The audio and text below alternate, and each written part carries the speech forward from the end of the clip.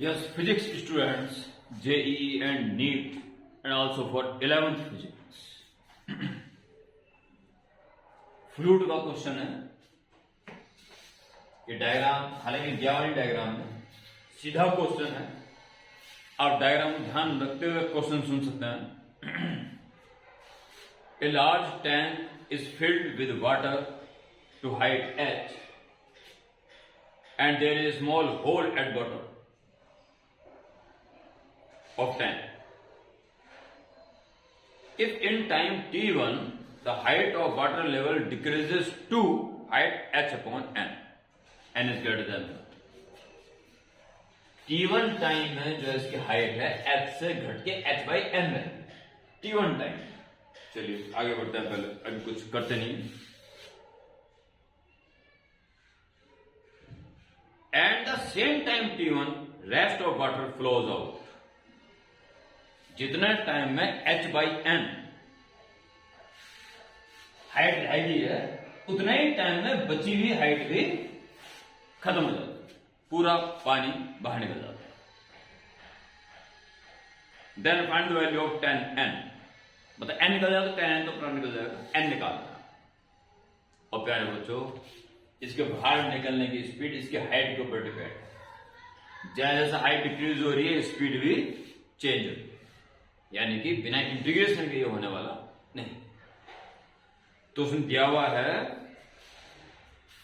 कि इस केस से t को 0 टाइम है से t1 टाइम में h by n हाइट रह जाएगी और उतने ही टाइम में बचा हुआ पानी भी खाली हो जाएगा। ऐसा हो गया। तो लेट्स स्टार्ट। तो हम बात करते हैं किसी इंस्टेंट की जब हाइट x रह जाए,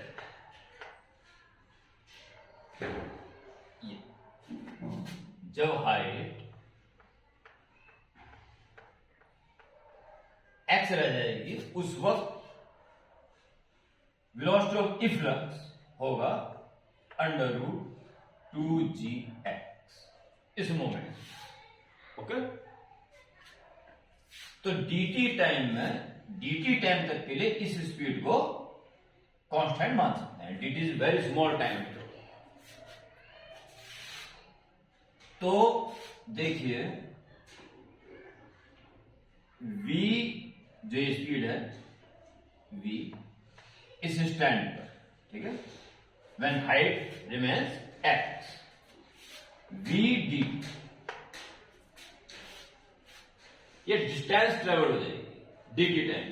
और क्रॉस सेक्शन एरिया जो है यहां का आप मान लीजिए ए स्मॉल ए मान लीजिए और कैपिटल वाला मान लीजिए कैपिटल, जो लार्ज एरिया।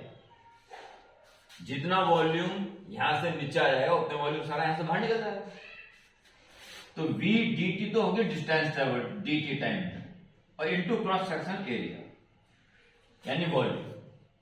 dt टाइम में इतना वॉल्यूम बाहर निकल। देखते हैं dt टाइम में कितना वॉल्यूम नीचे आ गया होगा। Is a into dx। अगर dx नीचे आ गया dt टाइम में तो इतना वॉल्यूम, पर यह है कि x dt यानी टाइम के बढ़ने के साथ बढ़ नहीं रहा, घट रहा है। सो टेक माइनस, ये जरूर ध्यान रखना। स्पीड पता है a √2gx dt is equal to minus a dx। Time वाला केस है तो वैसे भी dx के साथ एक्सपर्ट टर्म लाना। तो dt इज इक्वल टू, सबको एक तरफ लिया और कांस्टेंट का विशेष ध्यान रखें, माइनस a by a और उसका incidence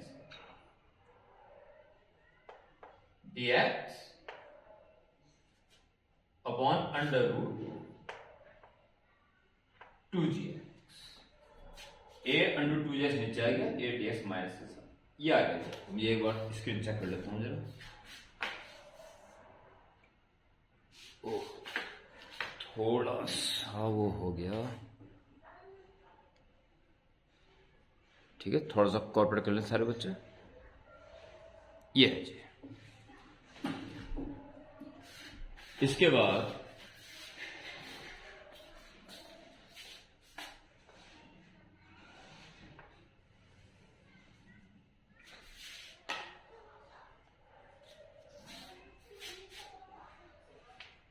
dt is equal to minus a upon a और अंडर रूट 2g अलग कर दो। कॉन्स्टेंट बचा अंडर रूट है, यानी एक्स पावर हाफ ऊपर जाके x power minus half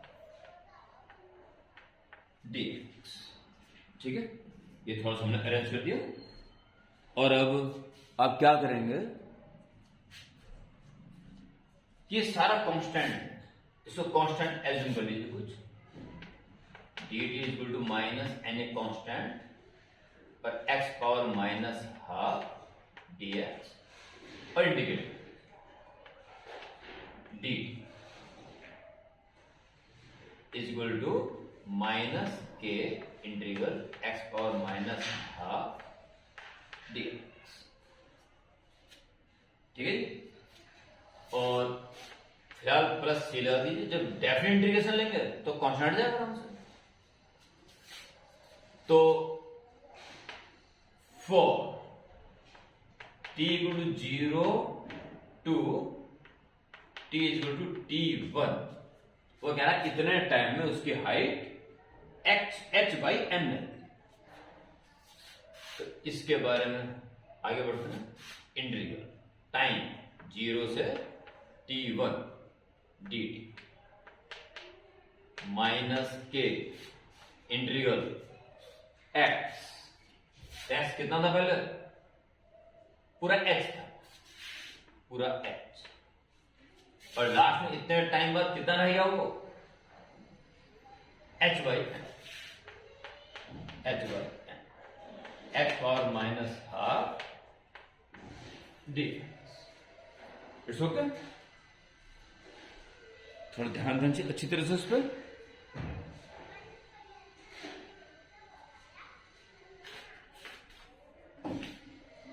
screen कम मैटर नहीं, ठीक है, सही है।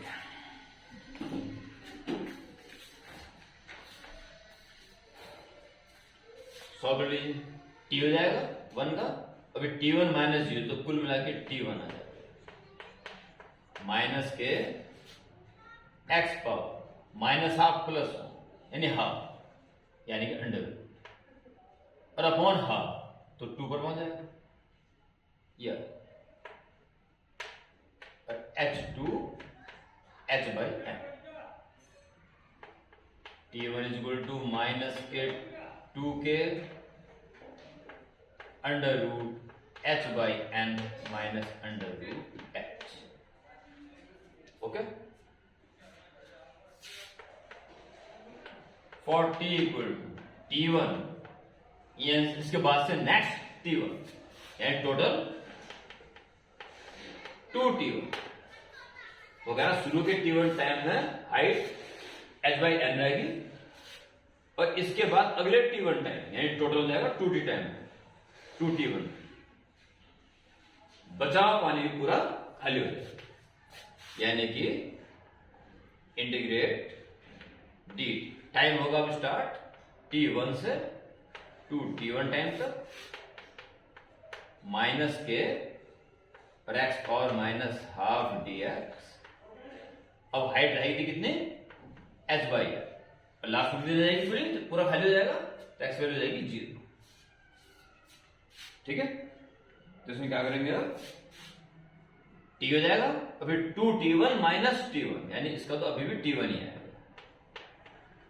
और वहां सब कुछ यही आएगा, बस ये चेंज जाएगा। Under root this minus this, अब आएगा under root this minus this यानी कि माइनस के 2 के इंटीग्रेशन यही आएगा ना, लिमिट चेंज होगी बस। तो under root 0 minus under root h by n।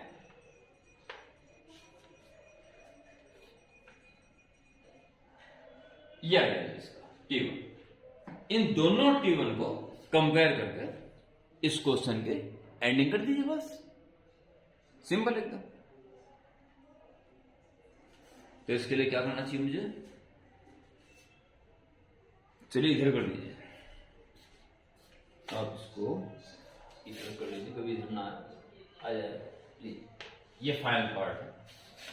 सो या इसको 1 इसको 2 कह के फ्रॉम 1 एंड 2, तो -2 के देखो T1 की वैल्यू -2 के तक भी सीमित इक्वल, यानी दिस इक्वल टू दिस होना चाहिए,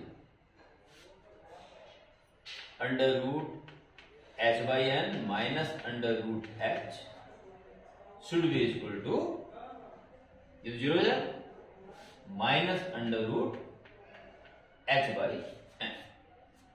फ्रॉम 1 एंड, या पूरा ले लीजिए, -2 के -2 कैंसिल होता है स्टेप में, प्लस का हो जाएगा ट्वाइस ऑफ √h/n, वही उधर पहुंच जाएगा √h, squaring 4h/n is equal to h, so n is equal to 4, ठीक है। और इसका मतलब वो जानना चाह रहा tan कितना हो, तो tan is 40, it should be answer, okay।